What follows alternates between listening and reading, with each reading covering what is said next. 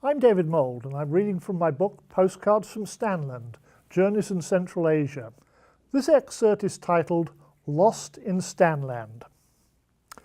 On the eve of his first foreign trip as US Secretary of State in February 2013, John Kerry, in a speech at the University of Virginia, praised the staff of the State Department and the US Agency for International Development for their work in, quote, the most dangerous places on earth.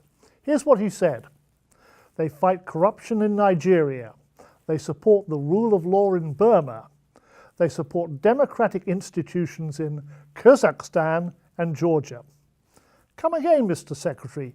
Kyrgyzstan? Aren't you confusing volatile Kyrgyzstan, the scene of 2 revolutions in less than 5 years, with its stable neighbor Kazakhstan, where President Nursultan Nazarbayev has ruled almost unchallenged since independence in 1991. The State Department transcript of the speech helpfully clarified matters, replacing Kazakhstan with Kyrgyzstan, but not before reporters had picked up on the gaffe. Kerry was teased for, quote, creating a new country. Russians poked fun in online forums. Among the comments, I think we need to revive the USSR so that the American secretary does not confuse the names. And, well, if the USA decided so, let there be Kyrgyzstan. A cartoon depicted Kerry, cell phone to his ear, looking intently at a globe. Where is that Kyrgyzstan? I've been trying to call there for 3 days. Of course, Kerry was not the first US official to be confused by post-Soviet geography. Stan who? President George W. Bush is reputed to have asked when Secretary of State Condoleezza Rice briefed him about Uzbekistan. In August 2008, he mixed up Russia and Georgia, which at that time were at war, when he warned against possible efforts to, quote, depose Russia's duly elected government. The confusion is symptomatic of a more general geographical malaise, caused by the collapse of the Soviet Union and the proliferation of countries whose names end in Stan. Kerry is not the first and will not be the last public official to become lost in Stanland. So where is Stanland? The imprecise reference is to a vast swath of Asia, stretching from Turkey to the western border of China, populated by a bewildering assortment of ethnic groups that give their names to an equally bewildering collection of provinces, autonomous republics, and countries.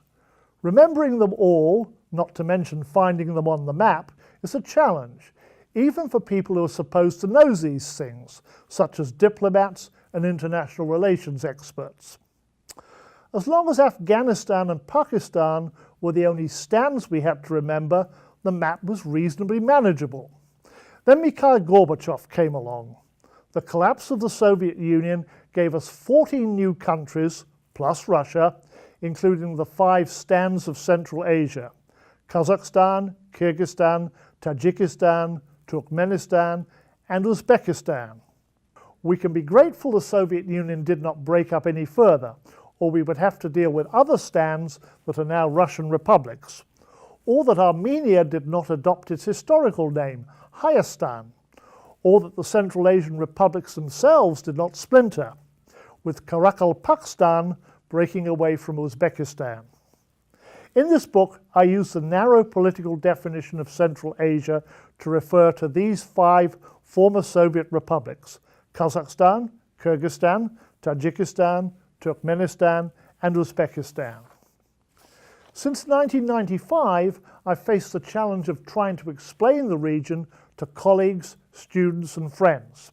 After one trip to Kyrgyzstan, a colleague insisted I had been in Kurdistan, which does not yet exist except in northern Iraq and in the maps of Kurdish separatist movements.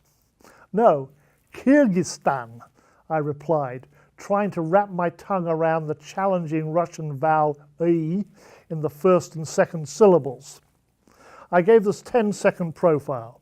Poor country, former Soviet Union, borders China, beautiful mountains and lakes, nomadic herders with sheep and horses, lots of meat in the diet, bad hotels, slow internet, very hospitable people. You would have thought the conflict in Afghanistan would have focused the attention of Westerners on the countries next door, but unfortunately it hasn't. Just as medieval European maps tagged vast regions of Africa, Asia, and America as terra incognita, or unknown land, the 5 Central Asian republics are a geographical blank between Afghanistan and Pakistan to the west and China to the east. To many Westerners, my travels might as well have been on another planet. I had simply been in Stanland.